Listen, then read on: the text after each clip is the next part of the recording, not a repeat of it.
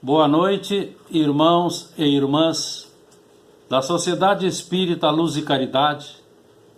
Com alegria, mais uma vez nos reunimos, agradecendo ao Criador por todas as bênçãos recebidas e rogando aos seus amoráveis emissários nos possibilitem compreensão ampliada. Iniciamos o tema da noite com um questionamento. Fazemos todo o bem ao nosso alcance? Encontramos no Evangelho segundo o Espiritismo, lá no capítulo 13, uma frase de Jesus: que a vossa mão esquerda não saiba o que dê a vossa mão direita. E logo depois um subtítulo: fazer o bem sem ostentação. E de imediato começamos a nos questionar: o que é o bem? E os construtores da codificação nos informam: o bem é a única, observemos, é a única realidade eterna e absoluta do universo. O bem é criação do Criador. Então o bem é Deus, o bem é o amor. E também encontramos o termo ostentação, do latim ostentare, ato ou efeito de mostrar, de exibir, com vaidade, tudo aquilo que tem, tudo aquilo que faz, porque tem uma necessidade de se destacar ou tentar se destacar dos demais, porque isso se chama orgulho. Então Allan Kardec nos instrui que fazer o bem sem ostentação é um grande mérito, e ocultar a mão que dá demonstra superioridade moral, porque está apresentando um trabalho em favor do outro, dependendo essencialmente dos seus sentimentos, da sua vontade em auxiliar e sem necessidade de mostrar-se. Está renunciando à satisfação pessoal, está deixando de lado algum agradecimento daquele que foi auxiliado. Então nós precisamos encontrar mais alguns aspectos da frase de Jesus. Quando derdes esmola, não façais soar a trombeta diante de vós como fazem os hipócritas nas igrejas, nas ruas, para que sejam louvados pelos homens. E aqui estão. Os hipócritas agem com soberba, com orgulho, com vaidade, demonstrando essencialmente materialidade e apego, aguardando o agradecimento dos que foram auxiliados. É a falsa modéstia. Então nós precisamos retornar à frase do nosso capítulo 13. Mateus nos diz: quando derdes esmola, ele está nos trazendo frases do Sublime Galileu: quando derdes esmola, não saiba a vossa mão direita o que faz a vossa mão esquerda. Isso é uma figura, porque as duas mãos estão presas a um corpo físico. Mas quem comanda esse corpo físico e essas duas mãos é o Espírito. Então é ele que deve estar isento disto tudo, dessa necessidade de receber agradecimentos. Por quê? Porque Jesus disse: o Pai que vê o que acontece vos recompensará.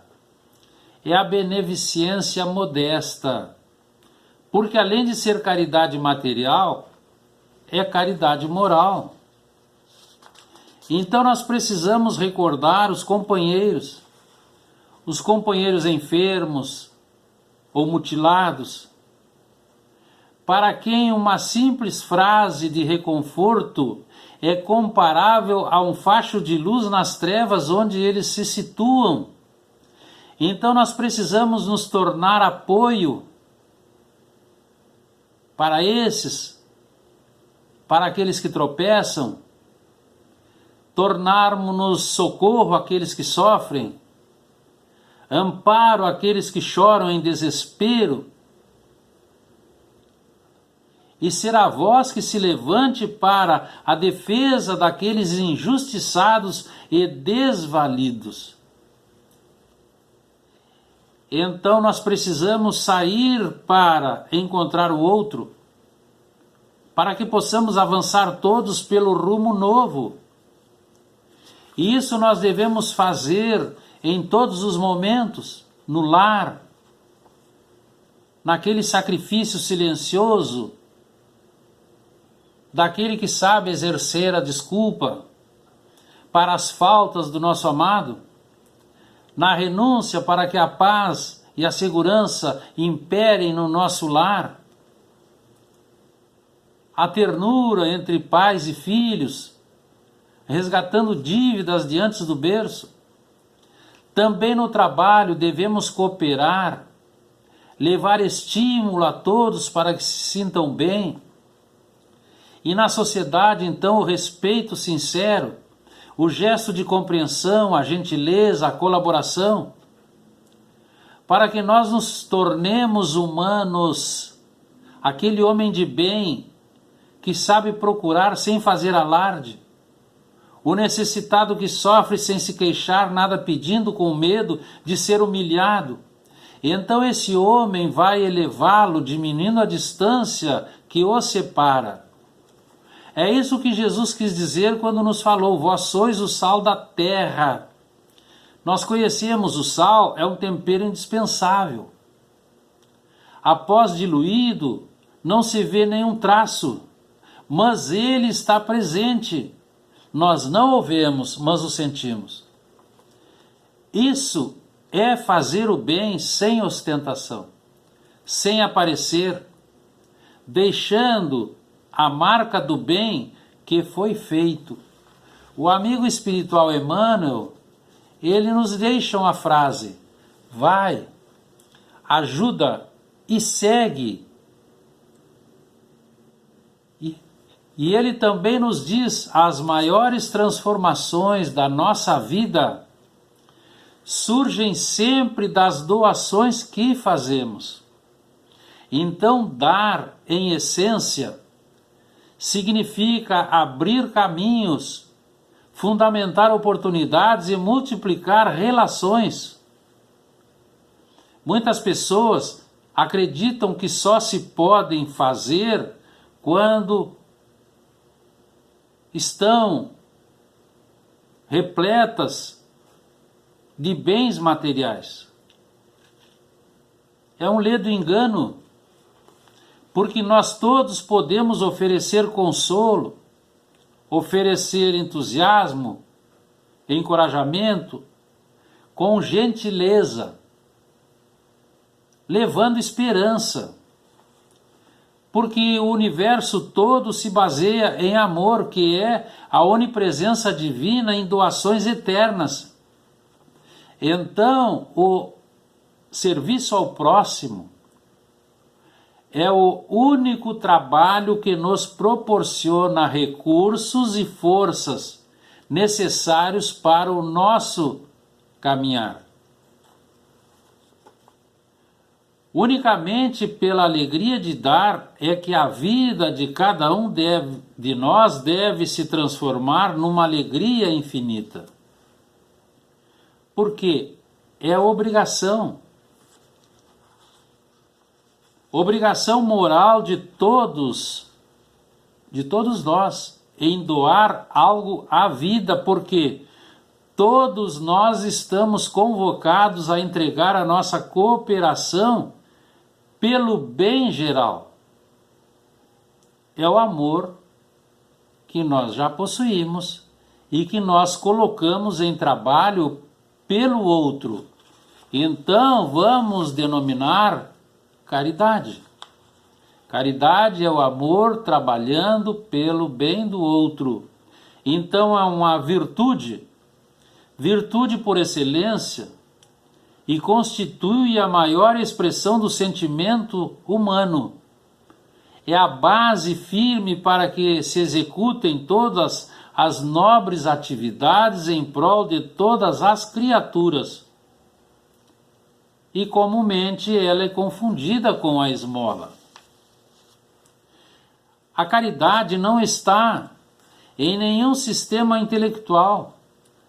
A caridade, que é o amor, está no espírito, nos seus sentimentos, nos seus pensamentos, nas suas ações.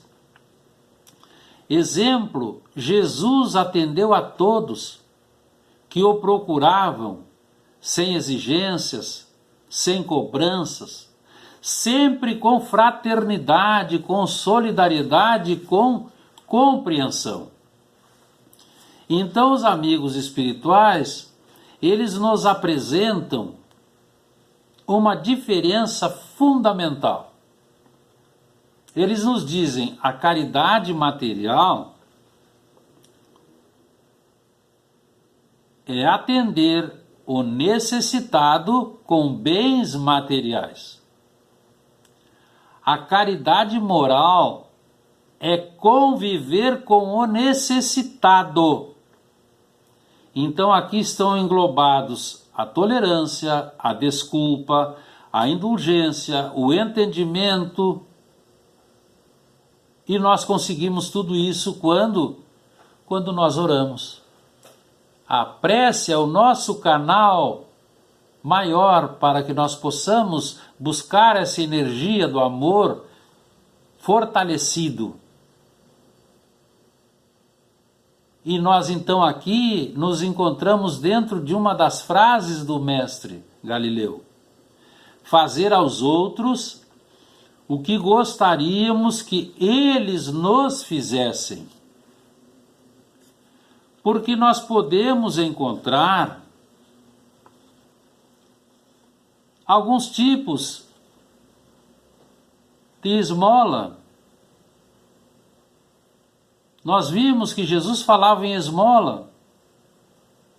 E nós sabemos hoje, a coisa material é o dinheiro, é a comida, é o remédio, são as roupas, auxiliam, ajudam. Mas a caridade é essencialmente amor. Então isso nós precisamos estar a cavaleiro, com desinteresse, com desprendimento, com devotamento. Então a esmola sem caridade são aquelas arrancadas contra a vontade. As doações que nós damos, muitas vezes com fins de propaganda, para exaltar a personalidade, são donativos feitos com total interesse. E aí nós encontramos então a esmola com caridade. Ela será mais meritória quanto mais pura seja a intenção, quanto maior a delicadeza, quanto maior a abnegação, e quanto menos vergonha cause a quem a recebe. É bem diferente. Porque é dada com alegria, sem que o beneficiado saiba quem é o benfeitor, tão anônimo que ninguém possa identificar de onde vem o auxílio, ajudando a eliminar a pobreza, a doença e os demais aspectos da miséria humana, dando novas e amplas oportunidades de educação e trabalho para todos, elevando física, mental, espiritual e socialmente todos os que estão em dificuldades no mundo. E nós nos lembramos então da parábola dos estropiados do Galileu. E de certa forma, todos nós somos os estropiados da parábola. E aqui encontramos a caridade sem esmola. A caridade moral, que todos podem praticar, que nada custa, materialmente falando, mas que é a mais difícil de fazer, porque é composta de pensamentos, de palavras, orações, aconselhamentos positivos. Irmã Rosália, o Espírito, vai nos deixar escrito: a caridade moral consiste em se suportarem umas às outras as criaturas, e é o que menos fazeis na terra. Pensai nos que sofrem e orai. Então ela nos deixa um termo forte: suportar. Nós ainda estamos na fase de suportar o outro espírito em marcha como nós. Tamanha a nossa deficiência moral evolutiva. Então a única maneira de servirmos a Deus é ajudando com desinteresse e instruindo sem vaidade. É preciso ceder ao nosso semelhante a bondade, o reconforto, o carinho, a desculpa. Cada vez que alguém se revele faminto de proteção e desculpa, de entendimento e carinho. Porque nós não devemos tisnar a beneficência com o orgulho que ainda vibra em nossa intimidade. Então os amigos espirituais nos informam: todo sofredor é nosso irmão e ele tem direito à caridade. Mas eles também nos dizem: não, porém, a essa caridade que magoa, a essa caridade que queima a mão ao ser recebida, pois às vezes são acompanhadas de críticas ou censuras. Então é preciso que nós evitemos revolver a lâmina no coração que sangra. É uma figura muito forte para que nós tenhamos plena consciência do que é um sentimento de crítica. Então aqueles que seguem pela terra em condições de dor e sofrimento caracterizam-se como vasto campo de trabalho a ser enfrentado, pois onde existem angústias e aflições, surge a imperiosa necessidade do socorro urgente. No Livro dos Espíritos, a questão 880, no item A, os construtores da codificação deixaram a Kardec e à posteridade uma resposta. O homem que compreende a caridade segundo Jesus, que é benevolência, indulgência e perdão, vai ao encontro do infortúnio sem esperar a súplica. Nós nos lembramos do samaritano, o bom samaritano. O verdadeiro samaritano da parábola de Jesus, ele não esperou pelo pedido de socorro quando viu aquele homem caído à beira da estrada. Ele antecipou providências, porque tinha boa vontade, tinha sensibilidade, compreensão para aliviar padecimentos. Então, ele desce da sua montada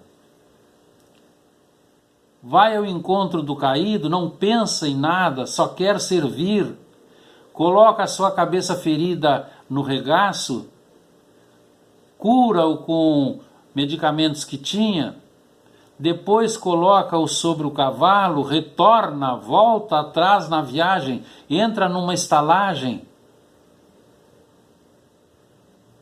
E ele não deixa o ferido à porta, ele entra junto, fala com o dono e se prontifica, deixa-o aos teus cuidados, quando retornar, pago o que precisar, e vai embora. Ele doou tudo o que tinha, mas com amor, com sentimentos. Então é preciso servir sem descansar, ainda mesmo quando a enfermidade nos convide ao repouso. É preciso cooperar espontaneamente nas boas obras sem aguardar convite, auxiliar os amados sem reprovação, sem reclamação, alegrar-se com a prosperidade do outro, guardar sempre o bom humor, esquecendo as queixas, para acentuar a alegria no coração do próximo. É a anulação do nosso direito em favor do direito de alguém. É o silêncio da nossa voz para que se faça ouvir uma voz mais frágil. Em qualquer situação, recordemos Jesus que ensinou servindo e corrigiu amando. Então é preciso que nós saibamos a caridade é o sistema contábil do universo e que nos permite a felicidade de auxiliar para depois sermos auxiliados. É lei divina de causa e efeito. E essas leis divinas então nos retribuirão com avultados juros de alegria tudo o que dermos em socorro dos outros, assegurando-nos amplos recursos no plano espiritual. Então assim vale a pena ajudar sempre na medida das nossas possibilidades, sem impor condições, conforme ensinou o Mestre. O amor desinteressado nas suas manifestações fraternas nos leva a todos nas asas da caridade para o voo aos cimos da vida. Então pensemos nisso, sinceridade ao fazer um favor, um serviço, um gesto, uma prece. O Pai que tudo vê é a nossa consciência.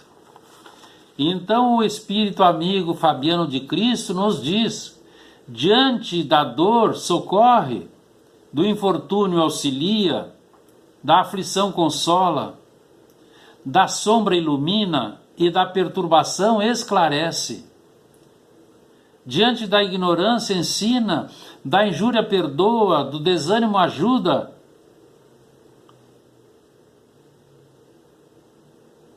E faze todo o bem ao alcance de ti, e segue em paz. E aí nós retornamos à nossa pergunta do início. Depois de tudo isso que nós analisamos, nós fazemos todo o bem que está ao nosso alcance? Nunca devemos esquecer de que as nossas realizações constituem a nossa própria bagagem, onde nós estivermos. E nunca esqueçamos que das parcelas de tudo aquilo que nós doamos na terra, nós teremos a justa equação na vida espiritual. Que fique para a nossa reflexão, irmãos e irmãs. Agradecemos a oportunidade, fiquemos na paz do sublime Galileu. Boa noite.